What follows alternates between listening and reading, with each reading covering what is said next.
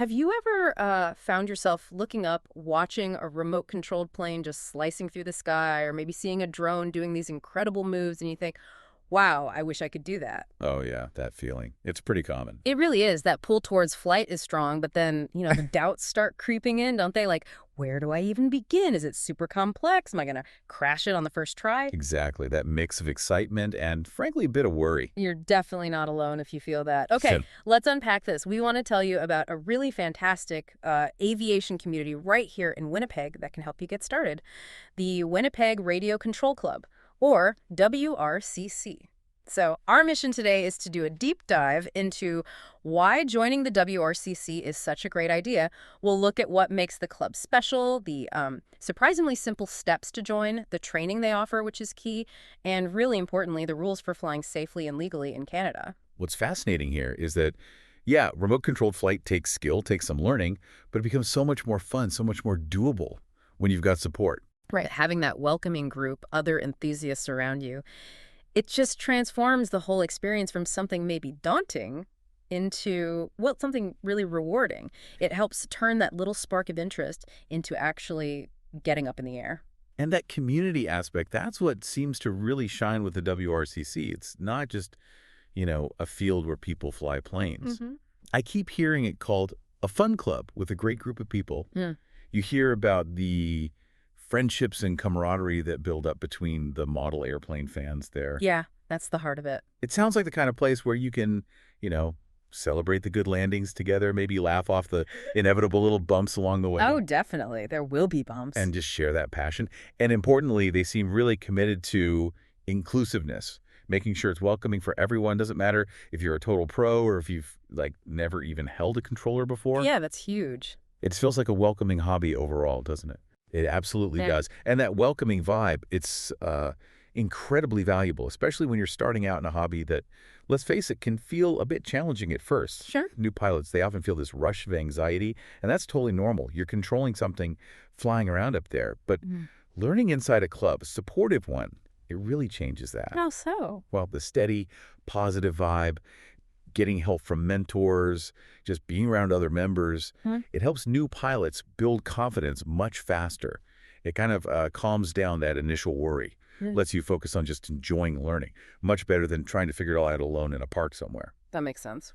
And it's good to know, too, clubs like WRCC aren't just on their own. They're part of a bigger picture. There's the Model Aeronautics Association of Canada, MOAC. It's a nonprofit that connects model airplane flyers all across Canada.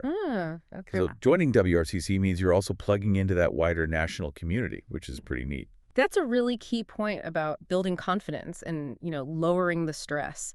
Because once your head's clear, you can actually focus on the practical stuff, right? The skills you need. Exactly. And that seems to be another area where WRCC really steps up, focusing on safety and offering solid training. They talk about training with instructors at the field, which, that sounds invaluable for a beginner. Oh, it is. Absolutely invaluable. Hands-on guidance right there. Okay, so you've got the community, the training's there, you're building skills. The next piece is the rules, right? Flying safely and legally. Crucial piece, yes. And being part of WRCC helps here too, because you've got the club rules first. They're all designed to, foster safety for everyone at the field. Shared space, shared rules. That's right. A structured environment is key. But it's not just club rules. There's this two-tiered thing. You also have to follow Transport Canada regulations for RPAS. That's Remote Piloted Aerial Systems. Correct. That's the legal framework. And this is a big one. Transport Canada says drones are aircraft, which makes you a pilot. That shift in perspective is important. So you have to follow the Canadian aviation regulations, specifically Part 9X. It's mandatory. It is. No way around it. So let's break down the main things people need to know without getting totally bogged down. First up, you need a drone pilot certificate, right? Yes. For most people flying typical RC planes or drones recreationally, anything between 250 grams and 25 kilos, you'll need the Pilot Certificate Small Remotely Piloted Aircraft, VLOS basic operations. VLOS, visual line of sight. Exactly. We'll get to that. But yeah, you get the certificate from Transport Canada after passing an online exam. It's proof you know the basic rule. Okay, certificate first. What else? Second, you need to register your aircraft, your RPAS, if it's over 250 grams. register each plane? Each plane or drone, yeah. It's actually pretty straightforward, a $5 one-time fee per aircraft online. Then you get a registration number, and that number has to be clearly marked on the aircraft itself. $5, that's pretty reasonable. It is. And just a heads up, these rules do evolve. There are some changes coming, like related to heavier drones up to 150 kilos, starting November 4th, 2025. But for most club flying, the current basics apply. Good to know they keep things updated. If we connect this to the bigger picture, MAC, the national organization we mentioned, they work really closely with Transport Canada. Ah, okay, so they help shape things. They provide input, yeah, and they help make sure the rules make sense for the hobby. Mm-hmm. So all MAC members, which includes WRCC members, have to follow both the Transport Canada rules, CR Part 9X, and the specific MAC safety code. It's like an extra layer of best practices for model flying. Got it. So beyond the certificate and registration, what are the key safety rules when you're actually flying? You mentioned VLOS. Right. Visual line of sight.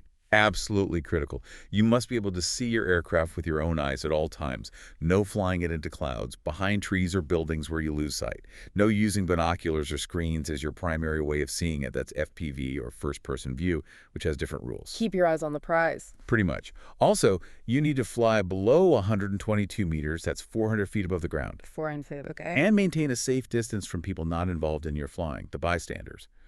For basic operations, that's usually about 30 meters horizontally. And stay well clear of airports and heliports. The rules specify distances, like 5.6 kilometers from airports, 1.9 from heliports. You really don't want to be anywhere near full-size air traffic. Definitely not. That sounds like a lot to keep track of, especially the airspace stuff near airports. It can seem like it, but again, the club and MAC provide tools. There are apps, like the NAV Canada NAV drone app, or one called RPS Wilco. Oh, apps for that. Nice. Yeah, they show you the airspace classifications, any restrictions, help you plan a safe flight.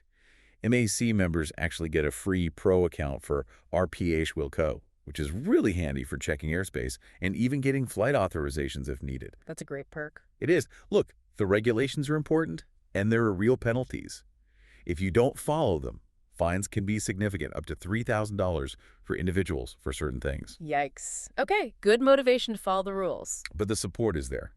And another huge benefit of MAC membership, which you get through the club, insurance. Ah, liability insurance. Exactly. It gives you crucial peace of mind just in case something unexpected happens. And one more thing on rules age limits. You need to be 14 for the basic certificate, 16 for advanced. Yeah. But someone without a license can fly as long as they're directly supervised by someone who is licensed. Oh, okay. So kids can learn with an instructor or a parent. Precisely. That's how a lot of training happens at the club. It's perfectly legal and encouraged. Okay, this is all making sense. The community's great. The training sounds solid. The rules are manageable with the club's help. So if someone listening is thinking, all right, I'm in, how do they actually join? So what does this all mean for taking that next step? It's actually very straightforward. The key thing is you need both a MAC and WRCC memberships. 2 memberships. Yep. Think of MAC as your national license to fly. Within the organized hobby gives you the insurance, shows you're aligned with the national safety code. And WRCC is your local club membership that gets you access to the Winnipeg field, the instructors, the events, the community. Okay, MAC first, then WRCC. Or you generally apply for both around the same time. The best place to start is the WRCC website. Just search Winnipeg Radio Control Club. Exactly. Their website has all the info, links to the MAC membership portal, links for their own club application, step-by-step instructions. They really lay it out clearly. And their message is genuinely inviting. They basically say, stop by our flying field for a visit or join our membership and fly with us. It really is that open. Taking that first step, visiting the website, maybe dropping by the field on a nice day, that's all it takes to get started. That sounds incredibly welcoming. And I really want to reinforce this. Yeah. Pretty much every one of you listening has the ability to fly. You really do. Yeah. Yeah. The WRCC offers this ideal mix, the support, the structured training, that clear path to doing it legally and safely. It takes away the guesswork, takes away the intimidation factor. It just gives you a clear runway to success, literally. Love that. So embrace that learning journey. It's more than just getting a plane in the air. It's about mastering a skill, understanding a bit of physics, and connecting with people who share that same buzz. What a great way to look at it. We've covered so much, that fantastic community feel at WRCC, the hands-on training that really prioritizes safety and build your skills, navigating those Transport Canada rules with the club support, and just the pure fun of flying. Mm. If you've ever had that dream of flying, it really feels like the WRCC offers the perfect launch pad. It truly does. And just remember, yeah, flying involves learning skills, understanding rules, but really it's about always learning, always growing, and feeling that unique thrill when something you control takes flight. Yeah. Joining a club like WRCC, it's not just about the RC plane itself. It really is about unlocking something new, a passion, skills you didn't know you had, new connections. So the question really is, what new horizons will you explore once you take to the air?